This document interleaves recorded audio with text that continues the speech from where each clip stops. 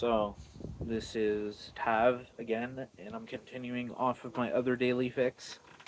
So, in this perspective, I'll be talking about more of what I was talking about with hypergamy, but before this, I was talking about general perspectives of how you see the world, how you how you feel about the world, how you're connected with it. I forgot to mention that there is a fight or flight response that you do: fight, flight, freeze, meditate, all that sort of stuff. People don't really focus on all that other stuff. And monks assume every moment we have is a meditation, which I disagree with. And obviously, when you get too much with the Eastern teachings, you lack more knowledge in the Western. And when you focus on more Western, you lack some of the Eastern. So you kind of have to have the understanding of all that stuff, yeah. But I'm going to begin talking about hypergamy and hypogamy, love, infatuation, all that stuff. I'm continuing what I said before. So it seems as if I feel like I don't want to see. I'm getting into this kind of understanding, kind of like this problematic thinking that I believe I want a higher quality woman that is actually that is making a good sum of money, and it's not what I want. I'm trying to understand the other perspective. It's kind of what I want, and I'm getting more attracted to it. But I want to get more attracted to it, so I'm able to understand from a female's perspective how they feel about more higher status women. Now, most men go for, I don't know why they consider it low status, but no matter what, we're bombarded with that belief system that there's high and low status all the time. So when I to understand how hypergamy and hypogamy can get along and understand each other, and how we can work, like not work per se. I don't think it's about working. It's more like influence and uh,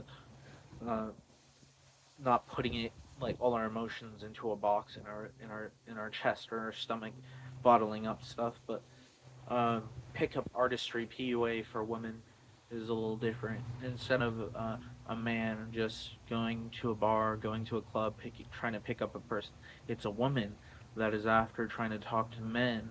And the problem here is that women might see that as like bad or not good or very hoish or something.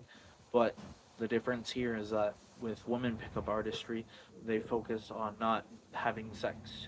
They focus on building friendship and like maybe starting a relationship, but it doesn't go suddenly for that. It's a more slower growth of connection that is boundless and can connect even more.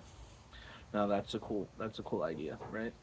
Um, the problem with a lot of men pickup artistry is that it's very polarized, and even if you don't believe in if it in a political conscientious perspective, it's still the problem where like feminist movement and the red pill movement are still kind of against each other, still creating those issues, but they're actually not. They're actually two different things that could be working together, but because of they're so polarized, you can't really work with it. And if you're a centrist, you either help one side or the other. There has to be some sort of way to have more like a peaceful observation and try to not work, but not harmonize. No chaotic beauty, like Coach Carmen Wayne says, and no selfish infatuation, how Matt Cross from 33 Secret says so. And also not living in multiplicity, like Coach Red Pill said, and not being incel mentality like a lot of other pickup artists and a lot of other Red Pill group. So back in the day, years ago, I used to say that red pill perspective is actually dumb and they're just overreacting and stuff. But the thing is they have a lot of points that make a lot of sense. The feminist movement has a lot of points that make a lot of sense, but for some reason I'm not getting a lot of the feedback or the videos that I want to see about women talking about their feminist perspective, and I just need to search more and get more involved with that. But it's really good to understand both of these, and I want to give more advice on pickup artistry for women. So this is what a man wants. Men love when they're complimented on their style, their look, but they don't like too much compliments. But if you over show them with too much compliments, it makes them feel as if uncomfortable, like too good to be true. That's how men feel. Like they feel like things are too good to be true. and they also feel like they're not good enough. They feel guilty after being in the sack, and everyone feels like that essentially. But thing is that me and women and men are not so different.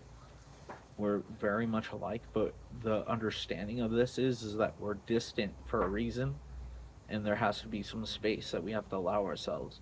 I wanted to talk a little bit about gender identity, gender dysphoria, which ties into relationship dysphoria, which ties directly to these lies that we say to each other in gender equality, where we can't be a hoe, you can't be a player, or like your dress is too big, or you're revealing too much, or all these sort of cultural perspectives is rather like it's not toxic. It just doesn't really work out.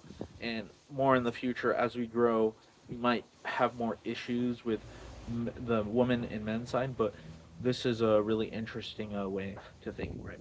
So this is daily fix so far, and I can continue this and just branch off from this daily fix to another one.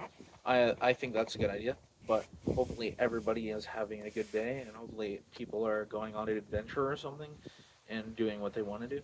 I'm gonna wait until this gets to 7 minutes so I can post it, and this is gonna be part two of the daily fix. So if you enjoyed this video, please comment, subscribe, like, share, and I'm gonna post this on YouTube, Facebook, and probably Snapchat. And yeah, let's keep it real. Let's be like not too part of nature, not too part of the material, not find a balance either. Kind of think in a different kind of mentality and work on it. Not work. I don't like the word work because it doesn't. It's old fashioned, you know. Anyway, see ya.